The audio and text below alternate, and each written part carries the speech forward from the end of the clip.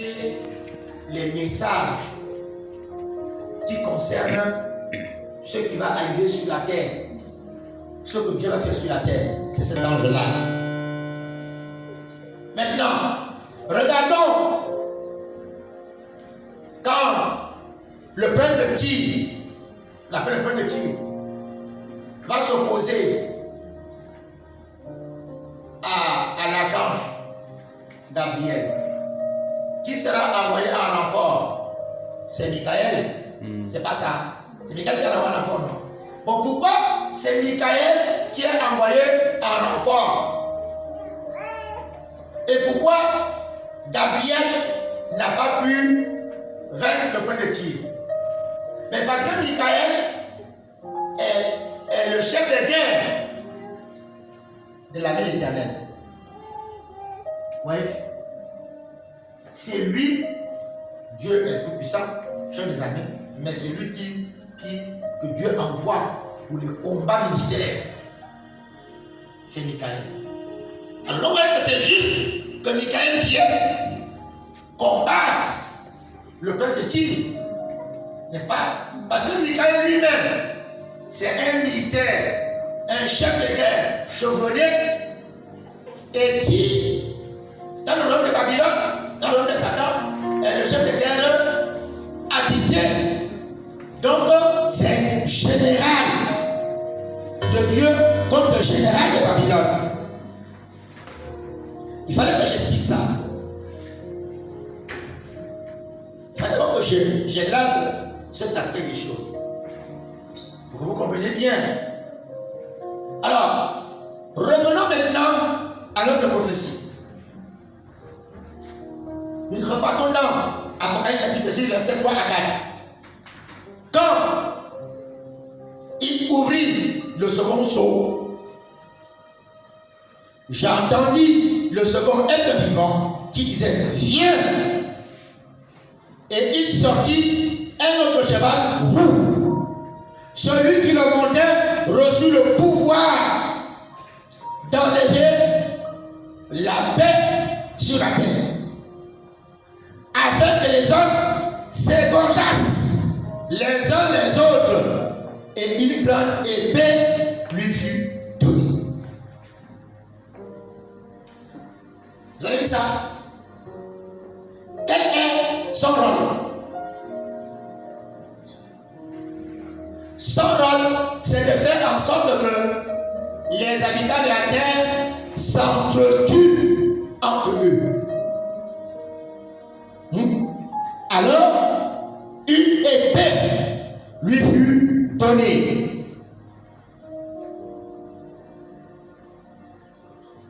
L'épée est le symbole du combat spirituel.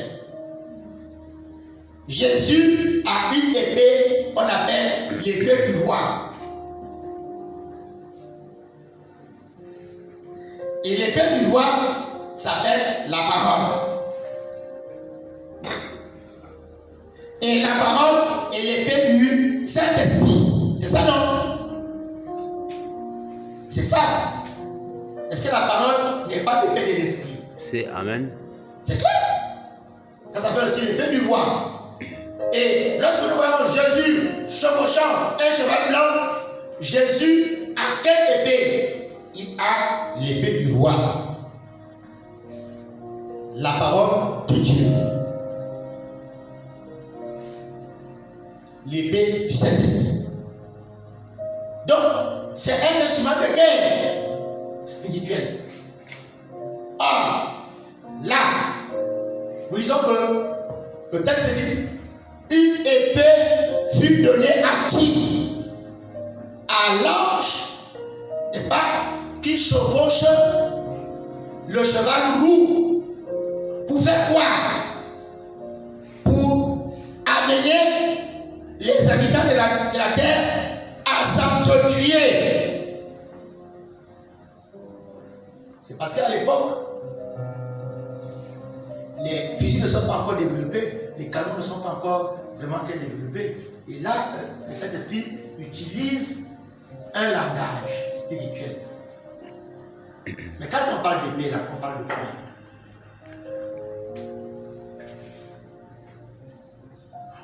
ça en disant, c'est l'épée de la fausse parole. Si l'épée de Jésus est l'épée de l'esprit, c'est-à-dire c'est une épée qui sert à sauver, on peut aussi comprendre que si le chevalier qui chevauche le cheval gros a une épée, ça ne peut pas être l'épée de l'esprit, ça ne peut être une épée démoniaque, n'est-ce pas, qui sert à faire quoi? Qui sert à perdre les âmes. Une autre façon de gérer le problème de l'âme. Mais, pour revenir un tout petit peu dans un autre sens, nous comprenons qu'il s'agit là de la guerre. Amen.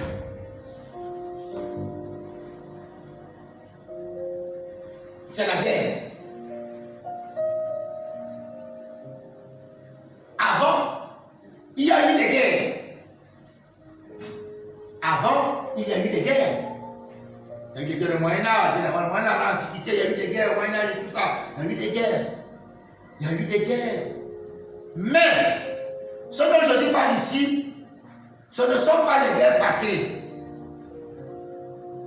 Jésus parle des guerres qui vont avoir lieu dans ces temps où nous vivons. Vous allez voir que Apocalypse 6 là et Matthieu que nous venons de lire vont ensemble. Jésus parle des guerres. Là, il nous dit il y aura des guerres civiles. Le temps là où nous sommes, c'est le dernier, il y aura une multiplication des guerres civiles.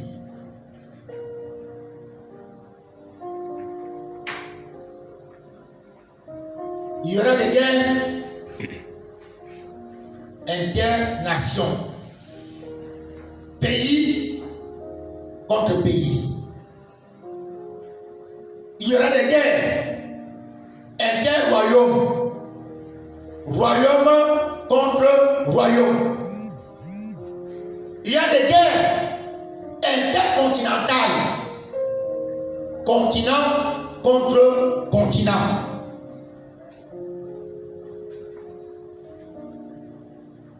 Il y aura ça. Et c'est ce qui se passe. Parce que depuis plusieurs années, les armes ont été fabriquées. Les bombes ont été fabriquées. Des fusils ont été fabriqués. Des mitrailleurs ont été fabriqués. Des bateaux ont été fabriqués. Des avions ont été fabriqués. Pour préparer quoi? Pour préparer la guerre.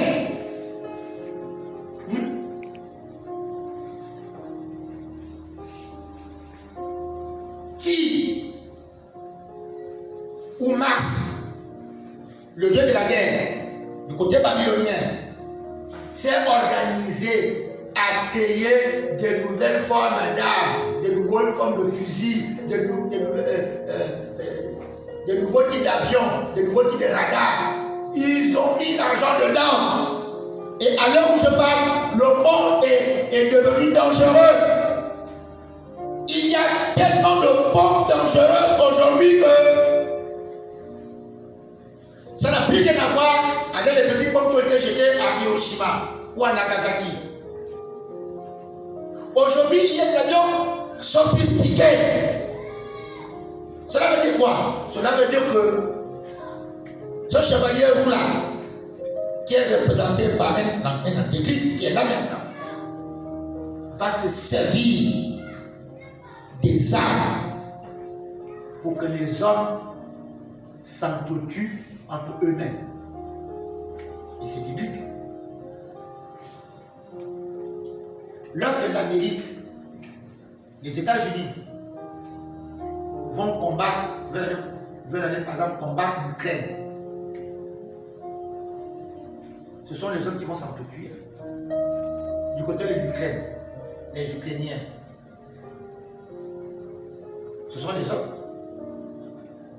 Les Américains qui vont partir sont aussi des hommes, non. Les Russes, ce sont quoi? Ce sont des hommes. Ils appartiennent simplement à des nationalités différentes. Ils vont entrer dans un conflit armé pour faire quoi? Pour s'entretuer. Oui. Récemment au Tchad, on raconte que le président du Tchad est décédé Parce qu'il y a les combats des rebelles. C'est que sa version officielle. Mais moi, je vous dis toujours que la version officielle ou la version politique de l'information est toujours la fausse version. Quand ils viennent vous dire qu'Idriss Déby est mort au front, c'est ça. Il faut aller chercher le contraire. Non, la parole politique vous dit le pays va bien, comprenez, le pays va mal. Quand la parole politique vous dit le pays va mal, comprenez, le pays va bien. Quand la parole politique vous dit le pays est en crise, comprenez, le pays a beaucoup d'argent. Mais ils ne vous diront jamais que le pays a beaucoup d'argent. Jamais. Votre dit l'argent. Voyez non? Voilà.